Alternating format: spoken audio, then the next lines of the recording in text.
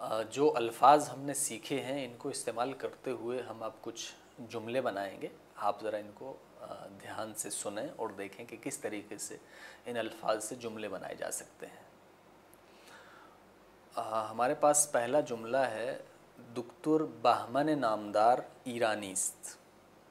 जाहिर सी बात है दुक्तुर लफ्ज़ इस्तेमाल हुआ है जिसका मतलब है डॉक्टर।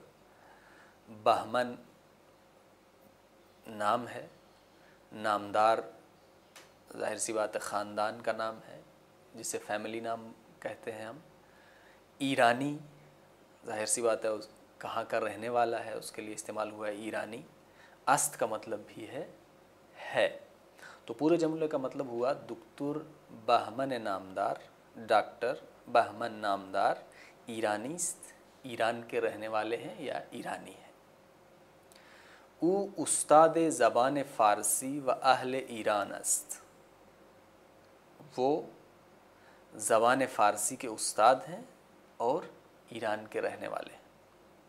उ का मतलब हो गया वो, उस्ताद का मतलब हो गया उस्ताद।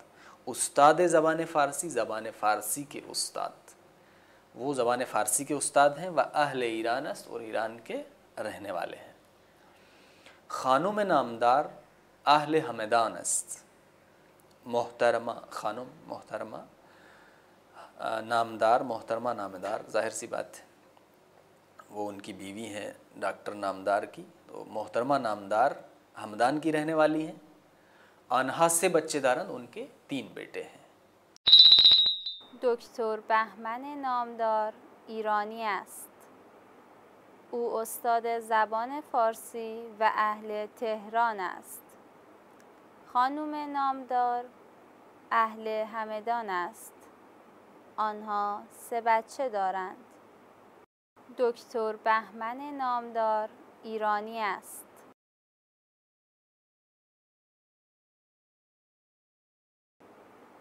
او استاد زبان فارسی و اهل تهران است.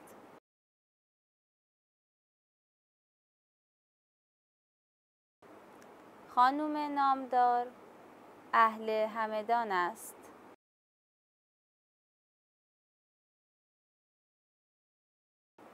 آنها 3 بچه دارند.